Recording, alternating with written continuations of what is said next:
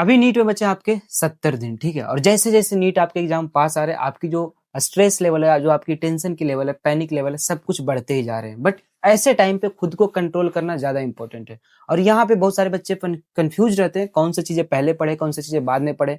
और बहुत सारे ऐसे भी बच्चे होते हैं जो इसने अभी तक स्टार्ट भी नहीं करा है, ठीक है। और मेरे को आप लोग बार बार मैसेज करते हो, क्या पढ़ो भैया, क्या नहीं पढ़ूं, क्या छोड़ो, कुछ समझ में नहीं आ रहा है। तो आज ये वीडियो आपके लिए होने वाला है, क्योंकि आज मैं बताऊंगा अगर आपको नीट 2026 में सिलेक्शन लेना है तो कौन से ऐसे चैप्टर है जिनको छोड़कर तो बिल्कुल भी नहीं जा सकते हो आप। और डू और डाई चैप्टर्स, अगर आपको सबसे बेस्ट मेथड चाहिए, सबसे सिंपल मेथड चाहिए 600 मार्क्स स्कोर करने के लिए, तो जो चैप्टर्स मैं इस वीडियो में बता रहा हूं बस इतना कर लेना, आप अच्छे से कर लेना। सारे चैप्टर करने के बाद सारे सवाल लगा लेना, आपके 600 मार्क्स इजिली आ जाएंगे। तो चलिए वीडियो को स्टार्ट करते हैं। One second, welcome back guys, my name is Ankit Anand, third year MBBS student. और आज की वीडियो में मैं सबसे पहले मैं बताऊं कि फिजिक्स, केमिस्ट्री और बायोलॉजी में तीनों कितना कितना मार्क्स हमको टारगेट करना है। अगर आपको 600 मार्क्स लाने हैं, अगर आपका टारगेट 600 मार्क्स है, आपको एक अच्छा कॉलेज चाहिए, आपको सिलेक्शन चाहिए, तो सबसे पहले जान लो कि आपको बायोलॉजी पूरे करने होंगे। उसमें एक भी चैप्टर आप नहीं छोड़ सकते, क्योंकि बायोलॉजी सबसे ज्यादा स्कोरिंग होता है। फिर भी मैं बताऊंगा बायोलॉजी को कैसे करना है। तो बायोलॉजी से आपका जो मार्क्स लाने हुआ है 340 मार्क्स। अगर मैं बात करूं दूसरी तरफ, सबसे जो आपके लिए सबसे ज्यादा जो हार्ड सब्जेक्ट बोलते हो,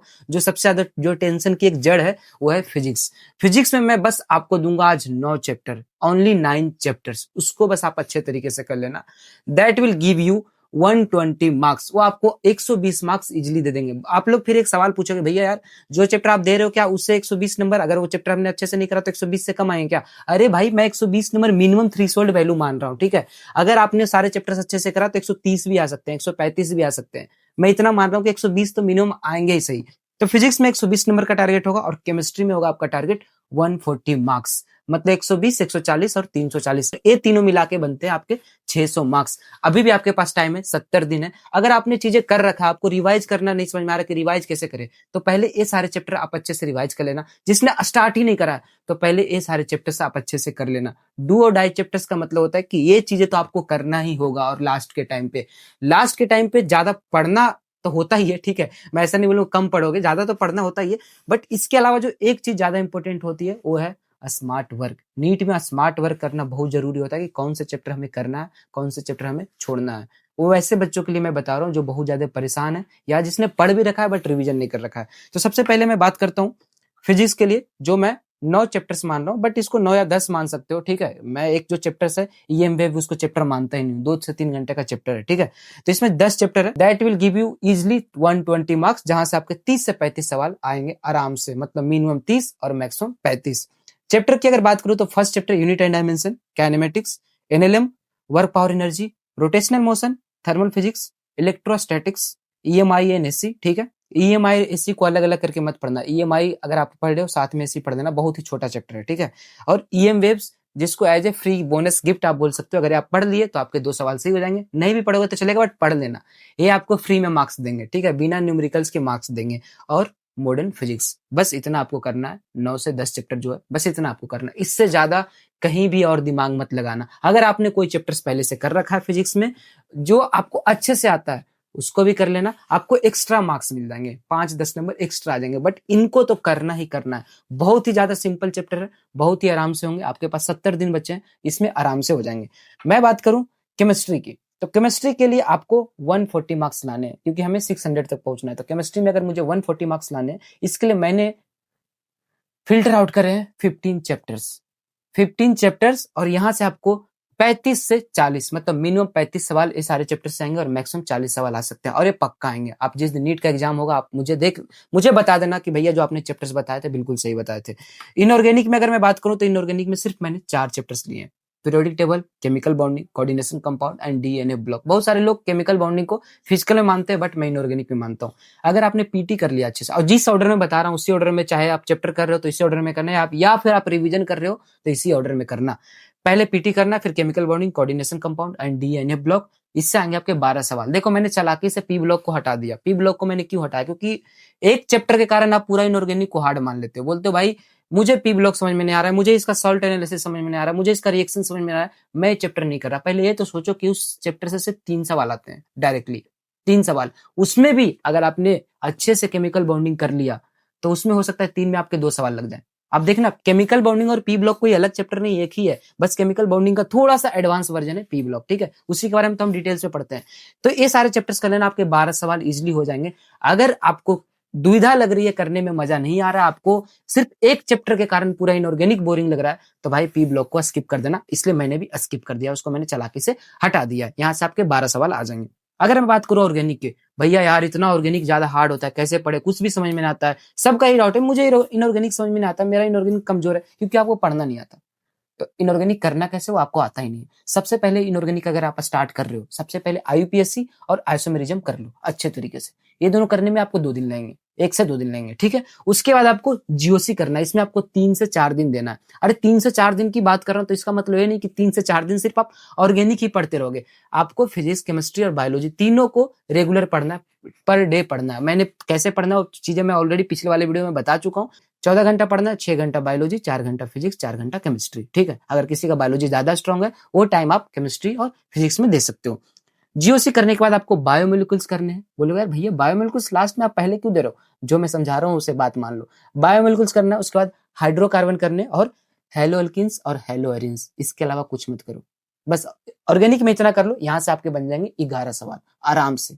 11 सवाल आपसे आराम से बन सकते हैं। 11 का 12 आ सकते हैं, 13 भी आ सकते हैं नीट में, बट 11 से 10 नहीं होंगे। 11 मैं बोल रहा हूँ, जो भी चीजें बोल रहा हूँ उतना मिनिमम आएंगे ही आएंगे। मैं कम मान के चल रहा हूँ, बट इससे ज्यादा आ सकते हैं, ठीक है। अगर मैं बात करूँ फिजिकल केमिस्ट्री की, फिजिकल केमिस्ट्री की डर हटा दो, मैं बता रहा हूँ फिजिकल केमिस्ट्री में आप जितना पीवाईक्यू देखना है देख लो, उसमें बस एक ही चीज होती है, put the formula and get the answer. बस फॉर्मूला पुट करना होता है और आंसर लाना होता है। और इसके अलावा अगर फिजिकल केमिस्ट्री का कोई सवाल होता है, तो होता है बस आपको जो थियोरेटिकल सवाल है, जैसे आइडियल नॉन आइडियल सोल्यूशन क्या होता है, एजियोट्रोपिक वगैरह क्या होता है, तो ऐसे चीजें आएंगे जो आपसे आराम से बन जाएंगे, कोई बहुत मुश्किल चीज नहीं है। तो आपको फिजिकल केमिस्ट्री में बस करने 6 चैप्टर। पहला है मोल कंसेप्ट, इक्विलिब्रियम, थर्मोडायनेमिक्स, सॉल्यूशन और इलेक्ट्रोकेमिस्ट्री और केमिकल काइनेटिक्स, बस इतना करना है। यहां से आपके बनेंगे 13 सवाल। यहां से बनेंगे आपके 13 सवाल, 13 से 14 हो सकते हैं, बट 13 से 12 नहीं होंगे। मैं बता रहा हूँ, बस 6 चैप्टर आपको फिजिकल केमिस्ट्री में करना है, इससे ज्यादा एक्स्ट्रा दिमाग कुछ भी नहीं लगाना। हो सके तो फिजिकल केमिस्ट्री में आप एक सीट बना लेना, मतलब कि फॉर्मूला सीट बना लेना हर चैप्टर का, जो आपके लिए ज्यादा बेनिफिशियल काम करेंगे, ठीक है। अब मैंने बता दिया, फिजिक्स का बता दिया, केमिस्ट्री का बता दिया, अब बायोलॉजी की बता दो। फिर भी मैं बोल रहा हूँ, मेरा वही वर्डिंग होगा कि बायोलॉजी में आपको सारे करने होंगे, पूरे चैप्टर करने होंगे, बायोलॉजी के आपको हर एक चैप्टर करने होंगे। बट करना कैसे हो तरीका मैं बता दूं। मैं भी बायोलॉजी पढ़ा रहा हूँ बच्चों को, ठीक है, वहां पे मैं पेड कोर्स लेता हूँ, बायोलॉजी बच्चों को पढ़ा रहा हूँ, बिल्कुल एनसीईआरटी वाइज, एनसीईआरटी से बिल्कुल बाहर नहीं जाता हूँ, एनसीईआरटी, और वहां पे मैं सिखा रहा हूँ बच्चों को पढ़ना कैसे। 340 मार्क्स गारंटीड बैच है वो, तो वहां पे आप चाहो तो आप पढ़ सकते हो। लेकिन मैं यही बोलूंगा कि आप ऑलरेडी कहीं से पढ़ रहे हो तो ट्राई करो वहीं से पढ़ना। अगर आपने बायोलॉजी स्टार्ट ही नहीं कराया, फिर आपको समझ में नहीं आ रहा, तो आप मुझे कांटेक्ट कर सकते हो। ऐसे आप जहां पढ़ रहे हो वेल एंड गुड, वहीं से चीजें पढ़ो।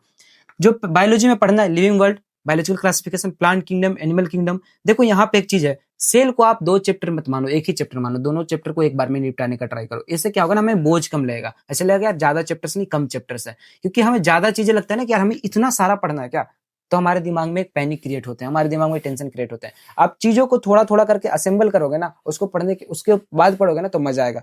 सेल दोनों चैप्टर को एक चैप्टर मान के पढ़ना, इस तरीके से जो सारे चैप्टर से फोटोसिंथेसिस, रेस्पिरेशन, प्लांट ग्रोथ वगैरह सारा चीजें, और लास्ट में इकोलॉजी, इतना पढ़ लेना, आपके 340 नंबर बायोलॉजी में आराम से आएंगे। मैं वापस से रिपीट कर रहा हूं, don't go beyond the NCERT, NCERT के बाहर मत जाओ। आपको नीट में सिलेक्शन चाहिए, आपको मास्टर नहीं बनना है। जो ज्यादा ओवर स्मार्ट बन रहा है, टीचर आपको बता रहा है यार ये भी नॉलेज ले लो, वो भी नॉलेज ले लो, मत लो भाई। आप 1-2 सवाल के कारण पूरी चीजें बर्बाद कर रहे हो। बाहर से अगर आएंगे भी, ऐसे तो आते नहीं, अगर आएंगे भी तो 1 से 2 से सवाल से ज्यादा नहीं। मैं बोल रहा हूँ आते ही नहीं है, चलो मैं वर्स्ट केस में मान लिया कि बाहर से आएंगे, एनसीईआरटी के बाहर से आएंगे, सोचो 1 से 2 सवाल, फिर भी आपके 340 आराम से आएंगे ना। फिर भी अगर तुम सोचोगे तो 350 नंबर बन रहे हैं, चलो 2 और गलती कर दिए 340, तो फायदा किसमें, एनसीईआरटी पढ़ने में। एनसीईआरटी पढ़ने का एक तरीका होता है, वही मैं बच्चों को समझा रहा हूँ। तो एनसीईआरटी पढ़ो, अच्छे तरीके से पढ़ो। ये जो सारे चैप्टर्स मैंने दिए आपको करना क्या है, 27 चैप्टर इसमें हो गए, बायोलॉजी में हो गए, 15 चैप्टर्स केमिस्ट्री में हो गए, और 9 से 10 चैप्टर फिजिक्स में हो गए। इसको करना क्या है, अरे इसको करना क्या है, सारे चैप्टर्स एक जगह लिखो, या फिर आप मेरे टेलीग्राम चैनल ज्वाइन कर लेना, वहां पे मैं पीडीएफ शेयर कर दूंगा। टेलीग्राम चैनल में बहुत सारे 5,000 से ज्यादा बच्चे हैं, वहां पे मैं डेली टारगेट भी देता हूँ, क्या पढ़ना है नहीं पढ़ना है, तो वो चीजें आप देख सकते हो, ठीक है।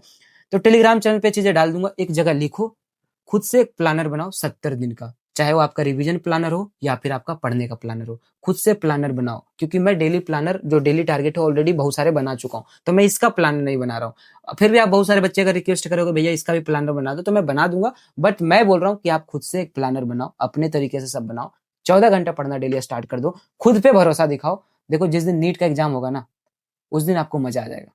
बोलोगे हाँ यार मैंने 70 दिन तक मेहनत किया, तो चीजें अभी तक आपने क्या करा है नहीं करा डजेंट मैटर। आपने पढ़ा है बहुत बढ़िया, नहीं पढ़ा है कोई बात नहीं, उस रिग्रेट में मत फंसो, उस लूप में मत फंसो, उस पछतावे में ही मत रहो कि मैंने पढ़ा ही नहीं, अब मेरे से क्या होगा। सबसे बड़ा सवाल बच्चे करते हैं, भैया मेरे से क्या कुछ होगा क्या 70 दिन में? Something is better than nothing. ना भी कुछ करोगे तो ऐसा भी कुछ नहीं हो रहा, इससे अच्छा कर लो ना भाई, कर लो। 70 दिन बचे, 70 दिन को 140 दिन मान के पढ़ लो। अरे पढ़ना तो स्टार्ट करो, 14 घंटा पढ़ना तो स्टार्ट करो। पढ़ना स्टार्ट करोगे तो बहुत कुछ हो सकता है, नहीं पढ़ना स्टार्ट करोगे कुछ नहीं होंगे। खुद को डिमोटिवेट मत करो, खुद को मोटिवेशन का जरिया बनाओ कि मेरे से ही होगा।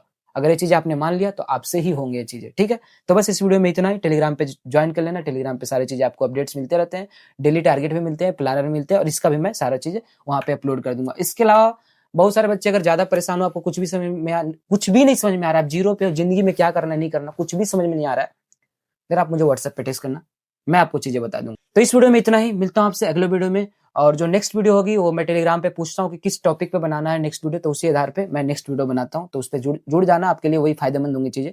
तो मिलता हूं आपसे अगले वीडियो में, तब तक के लिए bye bye and take care, stay motivated, work hard.